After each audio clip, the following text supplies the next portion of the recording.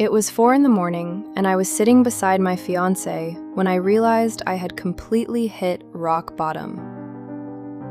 I remember thinking, how did my life get here? Is this really as good as it gets? Then I glanced toward the clothes hanging in my closet, and suddenly I heard a voice I had never heard before. This is Tatiana's testimony on Kingdom Chronicles. Before I received Christ into my heart, I struggled with poor choices, cheap thrills, self-centeredness, and pain from rejection. I was a party girl, a drinker, used drugs recklessly, and slept around. I constantly was looking for the next big thing to fill a hole in my heart I didn't realize was never even being filled at all. I attended church from when I was little, but God and having a relationship with Him were never really a desire of my heart. The things of the world looked better to me, or so I thought. I had lived the reckless, out-of-control lifestyle for years. Around the age of 24, I realized after so long of doing it that I was actually really miserable. I was painting on a smile on the outside, but on the inside, my heart was screaming and I was beginning to break more and more every day. My life was spiraling out of control. Late one night, while sitting in my bed next to my then fiancé, I had absolutely hit rock bottom. It was 4 in the morning, and I was wallowing in my sorrows, thinking to myself over and over, how did I get here? How did my life get to this? Is this really as good as it gets? I guess I have to settle for mediocre.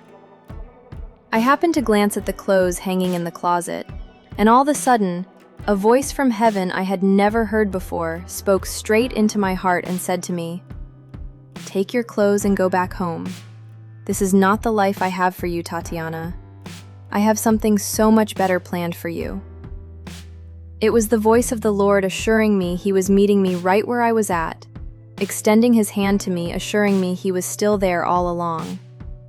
I knew exactly who it was who was speaking to me, my Creator and Savior, and that I had nothing left of me but to surrender everything to Him. I had been running from Him all those years, and knew in my heart it was time to stop running and surrender. If my heart could speak in that exact moment, it was saying this: "Yes, Lord, I need you. I am forever yours." From that exact moment forward, when I accepted Christ into my heart, every single thing about me that once came so easily changed instantly. I couldn't drink like I had been doing. I didn't want to be anywhere near the drugs. I didn't have the desire to party anymore and live recklessly. I couldn't even swear anymore. And I decided I wanted to abstain from being sexually involved with anyone until marriage. The desires I once had for things of the world were instantly replaced with a desire to know God and seek Him with all my heart, and to turn away from the life of sin I had chosen for myself. I now can say I know that Jesus Christ is real because of the miraculous 180-degree change He made in my life since accepting Him into my heart. I know for certain that when I leave this world, it's only to go to eternity to be with and enjoy my Savior forever.